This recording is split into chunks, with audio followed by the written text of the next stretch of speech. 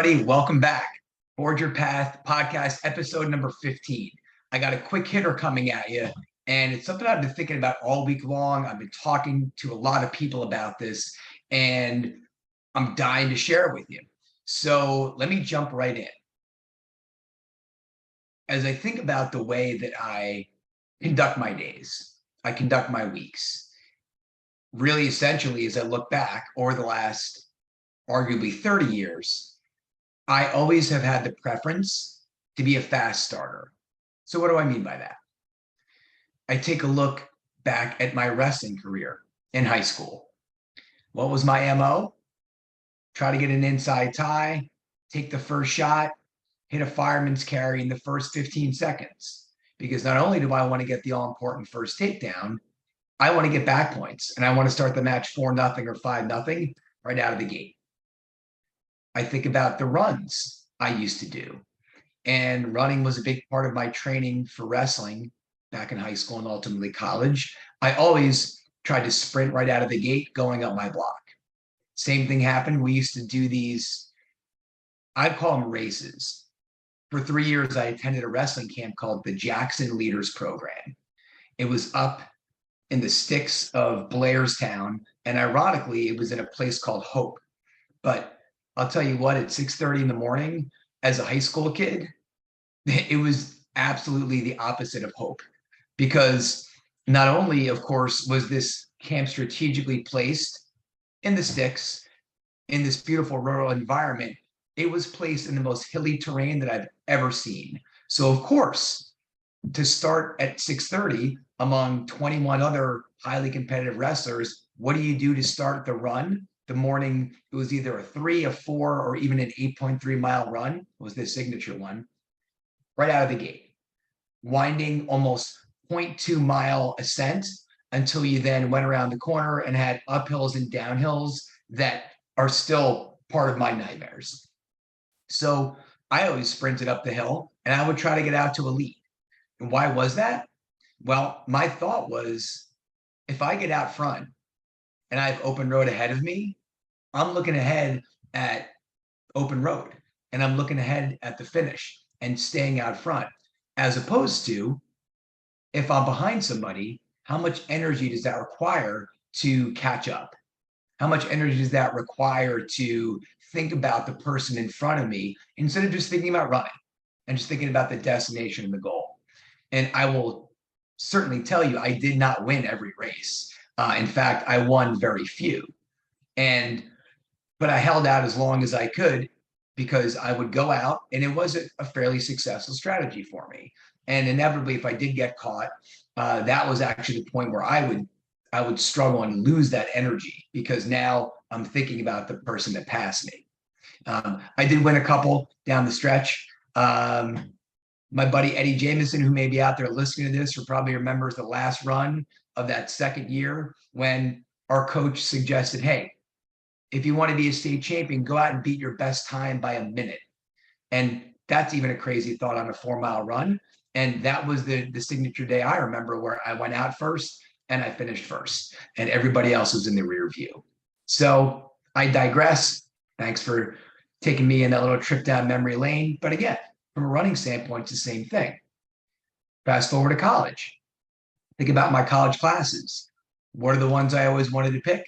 9 a.m., 10 a.m., 9:30 starts. If I could be done by noon, granted, I'm at a liberal arts college up at Williams College where the options were many. It was a lot of flexibility, but the curriculum, because again, as a history major, it wasn't as though I was a pre-med guy where I had to take all the hard sciences. I had a lot of flexibility. But if I always thought if I could be up a little earlier, done by noon, get a nice lunch, hang out with friends, hit the library, get some homework done, maybe catch my breath. Then before I was off to wrestling practice or in the off season to work out, I've accomplished a lot of my day early. Guess what? Same thing now. Always thinking about trying to get up early on a given day. Do the 5 a.m. wake up. Get my morning routine going. Crank up the workout. Get my meditation. Visualize. All the good stuff to start a successful day. So for me, it's not just been something to deal with wrestling or sports. It's been always part of my philosophy that I think has been built in and baked in. I think about the same thing with regards to running a sales development team now. Encouraging people, can you get out to a hot start in the given day? The people that generally make phone calls earliest in the day are going to rip off the Band-Aid, start the day with prospecting, and guess what? Their call volume is probably going to be greater than those that wait those 2 or 3 hours. They might get that first win earlier in the day, which is that all-important momentum, that confidence builder, and it's going to fuel that rest of the day. It's the same purpose of trying to start out and have that successful start to the month. Because again, I believe firmly success breeds success. And an incredible amount of confidence can come from that. So, of course, it begs the question, right? Is this just a preference personally, or is it a winning strategy? Yeah, personally, whenever my wife, we talk about plans and family trips, I like when we can take the first flight off the base, so to speak. Get there early, enjoy the maximum part of the day. So is this just something that is my personal preference, or is it a true winning strategy that others should engage in? Because I then took a little deeper. I'm obviously a guy that likes the fast start, and there's something to that. But then as I reflect, obviously, every day, every week, every month, every year, it isn't always the scenario where you come out of the gate, you execute as planned, and you win, so to speak. Because every day, every week, every month, there's going to be a twist and turn. There's going to be adversity, right? There's going to be stuff that just shows up in your path. And now my best laid plans need to be adjusted. It's the old Mike Tyson quote, everybody's got a game plan until they get punched in the face. So it kind of got me thinking, what about this other side? What about this other aspect of how to conduct your days, your weeks, your months, and your years? Because as I thought about it, and I go through different points in my life that were what I would call memorable moments, or even signature moments, the ones that I'm proud of, the ones that I know had an impact. There were some commonalities. So if I look in a couple different arenas, I think about some of my favorite wrestling matches. Guess what? They're not the matches where I came scorching out of the gate and got that 5-0 start. They're the ones when I was down 7-1 and I came back and won 10-8. It's when I got thrown to my back in the middle of the match and was an inch from being pinned and was able to fight off my back for 1 minute and 40 seconds and ultimately win a match to earn a spot in the top 8 in New Jersey in my senior year of high school. So I think about other arenas as well. Am I most proud of if I think about my academic record and my proudest moments, as I look at probably the periods that I'm most proud of, it's actually coming off my worst semester where I underperformed. And there's a whole story to that one, which I'll share another day, where I bounced back and had a great semester. It's the way I closed my college career after some setbacks in the middle and graduated with my highest consecutive marking periods or semesters with my GPA. I think about even most recently, what's my favorite month of 2023 from a career perspective? It's when our SDR team in June got off to an epically slow start. Everybody got together. We had the full team all together in June, hanging out, having a great time, full day of meetings, got to go out, hit the karaoke, boat ride around New York City, which was all well and good. But then sitting mid-month, we were really underperforming. We're able to get the momentum. Everybody was inspired and collaborated to give their best effort. And not only did that month finish on a respectable note, that month, I am just so proud of the team that in June at that time, we not only got back to our former standard, We actually set 2 new records for the most meetings booked and most meetings complete in our team's history over the course of a 9-month period. So that's the month I remember. So it really got me thinking, which is more important? Is it being this fast starter, or is it the ability to be a clutch closer? To be able to come from behind, so to speak, and to still find a way to be able to succeed. So as I think this through and as I talk it out, here's what I'm going to leave you with today. And what I want to do is, I don't want to take the cop out and just say they're both important. And look, I will tell you that they absolutely both are. But let me work through my philosophy of, if I had to pick one, which is it going to be? So here is my analysis on the question: fast starter, clutch closer. I believe, as I've thought this through quite a lot this week and talked to a lot of people, that if you get out to a fast start, then the way that you conduct yourself is you have the precision, you have the mindset, and you have the energy to make sure you are attacking each and every increment, whether that's a day, a week, or a month. So you're going to come in prepared and focused on what needs to be done. You're going to be focused on, where do I need to spend my effort, energy, and time on what's going to bring me the greatest return. And more often than not, that focus is going to bring you the fast start, provided that you proceed that with asking the right questions. Proceeded that you ask yourself, where specifically did I underperform the prior month, the prior day, the prior week? And where specifically do I need to improve in order to go forward?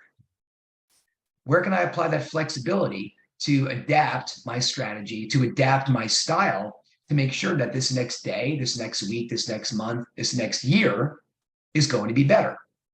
So to me, it's making sure that after that closure occurs, that work goes into play.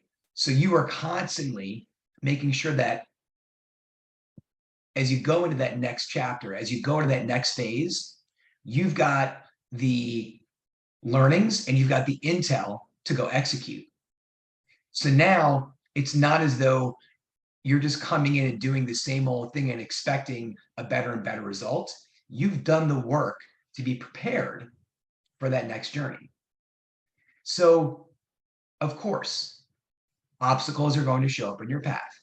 Of course, stuff's going to happen and you're going to get punched in the face.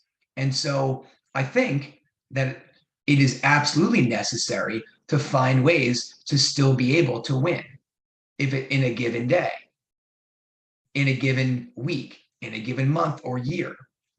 And the ability to quickly get the learnings from those setbacks and apply them allows you to do that. So whether it's having an interaction in a given day that sets you off, if you're able to resolve that within minutes, as opposed to letting that linger for hours and ruin your day, which I would argue is often your choice, because how we react to different experiences is really up to us. The ability to take that and then, of course, find a way to get the resolution and to get the closure the right way is incredibly important. That being said, though, if we get out to the fast start, isn't it also possible that we have to play catch up a lot less? Isn't it possible that if we come in with the right plan, that we don't need these heroic victories? We don't need to place unnecessary obstacles in our path, because yes, sometimes I will absolutely advocate that we place these obstacles in our own path. And so the romanticized version of the heroic finish, of the clutch close, is wonderful. And yes, I will also argue that the clutch close, or that heroic finish, provides maybe the greatest opportunity for growth if you take that moment and understand why did I get to that place? What specifically did I do to get this moment, this interaction, this initiative, this project back on track? And what did I do to get the closure? Then I've got this amazing self-awareness where I can take that information, I process it, and then I get out to my next fast start. So I am constantly iterating on what I've learned, and I'm moving through the process now each day, week, and month, and year. I'm synthesizing my experiences. So sometimes I think we take so much pride in that heroic finish, and we forget in that romanticization. I think I just tried to invent a word there. In romanticizing that process, we're so caught up in this heroic victory that maybe, just maybe, we didn't need to be in that spot in the first place. And if we own up to that, if we get that honest feedback and looking at that experience, then we will both appreciate that, yes, throw me in a pit and I'm still going to be able to figure a way out. I'm still going to be able to climb my way out and get to that place of success. But the more and more I can plan for victory and I can execute accordingly, I'm not going to have to. So while I do believe that the greatest growth can come from these clutch closes, if I've got to pick one, I'm going with the fast start, because the ability to control what you can control, to, again, plan and execute accordingly, and then to synthesize the learnings along the way, allows you to come in and build on your knowledge time and time and time again. So if you're willing to do that, if you're willing to synthesize all those learnings and then get out to that next start, I believe that you will be able to place yourself in arenas of greater and greater challenge. So now the playing field, as it gets more competitive, as you take on those greater and greater challenges, you're going to find your ability and your own DNA of how you're going to get out to that fast start and synthesize the learnings along the way to make sure at that next interval, you're there and you're ready to go. So at the end of the day, I think the fast start is the way to go. And the question is, what provides you the ability to get that fast start? If you know that answer and you continually ask yourself that question, I think you're going to find yourself in a place of continued growth. So that's my challenge for you. Ask yourself that question. And if you do find yourself coming from behind, so to speak, and that ability to close that month and that quarter with those heroic victories, applaud yourself for that, because it's great to know that you can. But my question for you is, do you have to? So thanks for listening today, everybody. I'm so appreciative of all the ongoing support for the podcast and spreading the message. So if you like this episode, please share it. Please spread the message to others, because just really enjoying watching this community grow and continuing to elevate others' lives. Have a great week, and I'll see you next time. Thank you for listening to this episode. If you enjoyed it, please share it on social media. Also, if you're interested in learning more about my coaching programs, please see the show notes for the link to my website. Thanks again, and I'll see you next time.